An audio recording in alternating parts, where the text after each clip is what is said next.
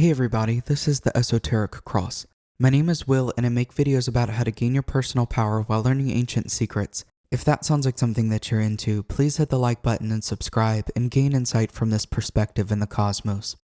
I wanted to make this video to introduce a concept that many people may have not been introduced to in the world of tarot. And this is going to be about the link between tarot and the path of initiation and Kabbalah. These systems are interconnected and understanding one of them can help you understand the other. The world of the occult can be very confusing and a lot of ideas can be convoluted, so I try to make these videos in a way that's simple so that clarity can come in out of some of these topics. Tarot is a really popular form of divination, but it's not always been used in that way, and currently it's not always used in that way. The history of tarot is something that people have been arguing about in the comment section of some of these videos. I see a lot of people say that the Major Arcana was invented in Egypt. You may also find that tarot was invented in the Middle Ages. The truth is that these archetypes do go back very far, and this is because these archetypes are aspects of consciousness. It has to do with what is unconscious, archetypes of human consciousness. You may come up with a story or an idea that's not necessarily new. There's nothing really new under the sun. This is why people write fantastic stories that are paralleled to mythologies that they've never even heard of before. It's because all of these things are describing aspects of consciousness that you contain, and everyone else contains and has access to. What we do know is that the first tarot cards that we can see go back to the 1400s. They were used as a card game for the elite. That is one of the key things that you want to consider because the elite class has been known to have an important interest in the occult. This mysterious tarot deck has connection to Kabbalah. You can see it in the structure. The Kabbalistic Tree of Life has 4 worlds, 10 spheres called Sephirot, including a hidden one called Da'ath. There are 22 paths that run between these spheres. 22 paths, 22 cards of the Major Arcana, 4 worlds and 4 suits, 10 spheres and 10 cards of each suit. The court cards are also corresponding to spheres on the Tree of Life, but they could also be corresponding to a world within a world. One of the best decks to use to get a better understanding of this is the Rider-Waite-Smith deck. This is because Arthur Waite and Pamela Colman Smith were a part of this order called the Golden Dawn, which had a deep understanding of Kabbalah and using Kabbalah within the system of ceremonial magic. That makes these cards very powerful for connecting to ceremonial magic, divination, and Kabbalah. You can see how these 3 systems are deeply interconnected. So now that you know that the Kabbalistic Tree of Life has these spheres, it also has these 3 pillars, you can start to see the importance of the Tree of Life within certain cards, especially like the High Priestess, the Hierophant, and Justice. The black pillar is the feminine pillar, the white pillar is the masculine pillar, and of course we have this middle pillar. You can see this come up in certain cards like the Lovers and the Devil card. This Kabbalistic Tree of Life is actually intended to be a map of divinity, a map of the soul, and it's a basic guideline of ascension and how creation is formed from source consciousness. It's like a blueprint of creation, and when you understand it and work with it, it can really bring about powerful personal transformation. Before we get a little deeper into this topic, I want to say that this video is sponsored by me and my courses. I have a live Zoom class that is starting on August 26th. These will be 4 live classes on the basics of tarot for beginners. Make sure to sign up before then, and I also have courses of pre-recorded lectures on Kabbalah and tarot, so check those out in the description below as well. Now, when you look through the 22 cards of the Major Arcana, what you're seeing is the path of initiation, and initiation really means to begin. It's about death as well. It is to end, to begin. It's the dying off of the old way of life and entering into a new. Within the occult, initiation is referring to waking up to this new world of consciousness, this new state of consciousness, and each card along the Major Arcana represents a stage within this process. The Minor Arcana displays the minor details of the day-to-day life within this process. The path of initiation when it comes to ceremonial magic starts with working with the 4 elements, then the planetary energies, and then the zodiacal energies. It kind of represents the path from the microcosm to the macrocosm. A lot of people don't realize that ceremonial magic is a path versus just a way of manifesting. Manifestations are a side effect of working along the path of ceremonial magic. So what does it mean to work on the 4 elements? The four elements represent the four aspects of your personal consciousness. Air is your mind, water is your emotions, fire is your spiritual energy, and earth is your physical body, but also your manifestations. These are all important things to bring into balance within your life to get these things under control. Without these four corners to your foundation, whatever you're building is destined to fall. We have to start from this foundation and build upwards. When we get the self right, then what we build in our life is more durable. The planetary energies represent the relationship to the external world and working on these energies to create more powerful manifestations around you. They also represent these archetypal energies when it comes to aspects of our consciousness. They are like images that we can use to cultivate and refine aspects of the self. Moving on to zodiacal energies, we can get into the idea of cycles, time, and into a deeper realm of archetypes. All of these things still revolve around the elemental system, so it definitely is vital to understand the elements. You can see the elements represented in the Minor Arcana of Tarot. Wands are fire, cups are water, swords are air, and pentacles are earth. When I say that the Major Arcana represents the journey and the stages of initiation, let that sink in and start observing the Major Arcana in this way.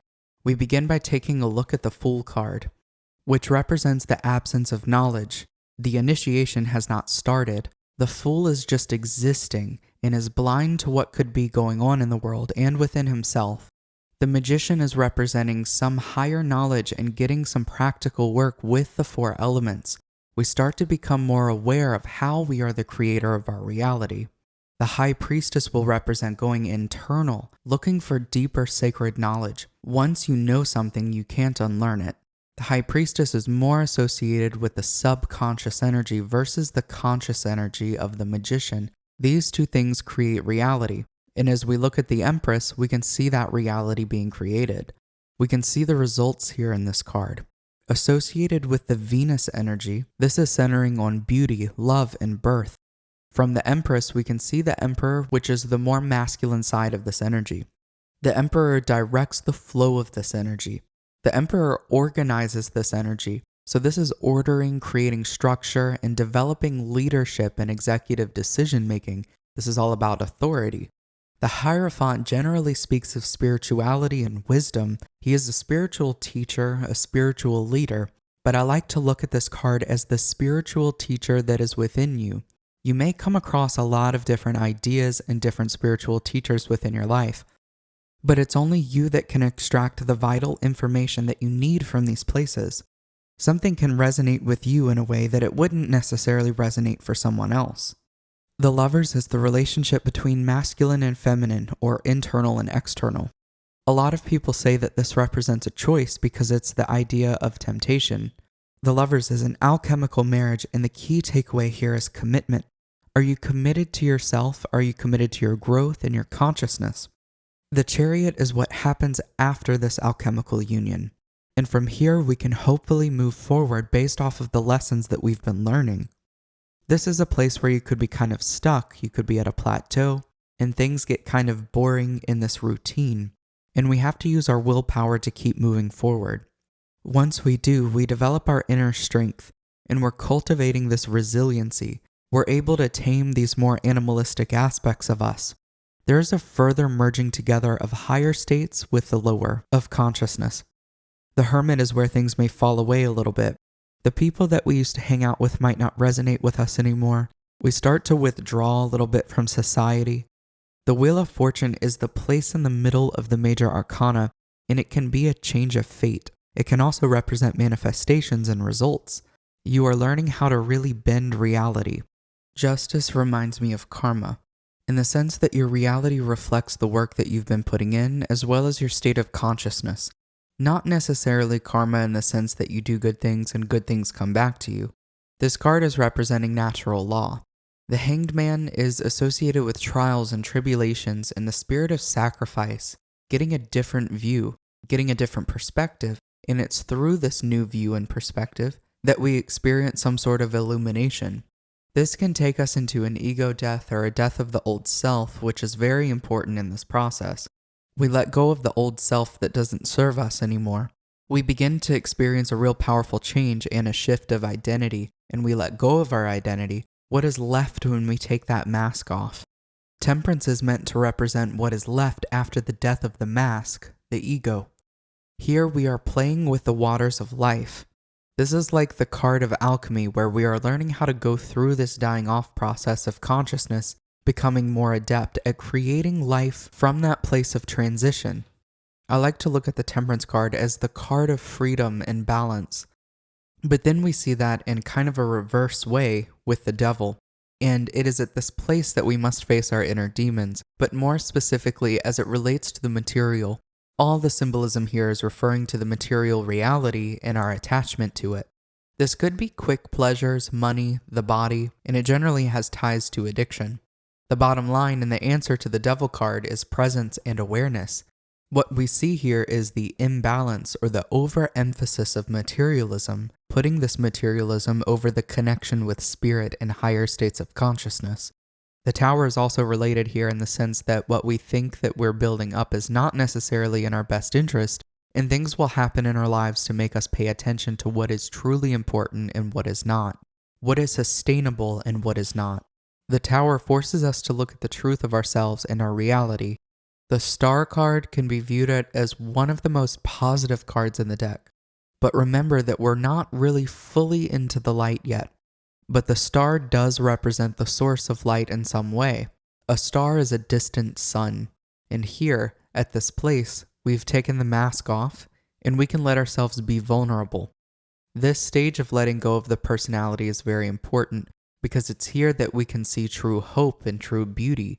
This is a place where we finally feel victorious. The moon represents secrets, things that are hidden. The moon is also related to the subconscious mind. Specifically, there can be a message of fears. It can represent us facing our fears and not letting the fears rule over our lives. The sun comes in to show us the source of life, the source of abundance and presence. We are in the here and now, and we deal with what is right in front of us with positivity, joy, and vitality. The card can be associated with powerful awakenings and states of clarity, followed up by the Judgment card, which is another depiction of clarity and rising up in consciousness. Now, this is an awakening on a larger scale, and it can be your energy that helps raise other people into higher states of consciousness.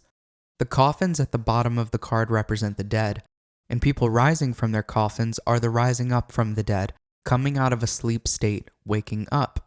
Finally, we arrive at the world, which is all about knowledge. Similar to where we started, it represents presence, like the Fool. But here we have an integrated knowledge and experience from this journey. The clothes, or you could say the mask, is removed. And there's this reunion of force and form, internal and external, masculine and feminine. It's not like we only go through this process one time. And you can also be at many stages of this process at the same time, especially within different areas of your life. This is not always direct and linear. This is just a powerful depiction of this journey through initiation. Take your time and view the Major Arcana in this way and see what comes up for you. This video is just barely scratching the surface, but I wanted to put something together to show you a little bit about the journey of initiation and the relationship between tarot and Kabbalah and ceremonial magic. Each card in the Major Arcana is associated with a path on the Kabbalistic tree of life, as well as a sphere. You can split the Major Arcana into two and overlay these cards on the tree of life and relate that card to that sphere on the tree. Now, this opens up a whole new world of knowledge and insights that you can use to uplevel your knowledge of tarot, yourself, ceremonial magic, and consciousness in general. For more information on that, make sure to check out my course on tarot and Kabbalah, which is full of pre-recorded lectures on this topic. The link is in the description below. Don't forget my live classes start on August 26th, so check that out as well. There's also a link to where you can book a tarot reading with me, and I'll also leave the link to my Patreon if you're interested in some live streams. And I hope that there was something new that you were able to take away from this video. If so, please hit the like button, leave a comment, and subscribe for more content. Thank you so much for watching. Until next time.